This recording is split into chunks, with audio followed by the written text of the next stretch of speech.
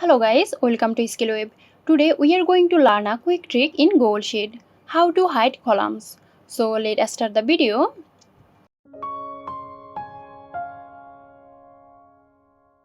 First open your Google Sheet where you want to hide columns. Then after select the column or columns you want to hide. Now click on the column letters at the top. Here you can see there is a small arrow that appears on that column name. Click on it and you will find option called hide column. Now click hide column and you can notice that column D is disappeared. There you have it. Stay tuned for more helpful videos here at SkillWeb. This video is sponsored by Zerosoft. Zerosoft offers graphic design, UI UX design, digital marketing and web development. Elevate your brand with Zerosoft today.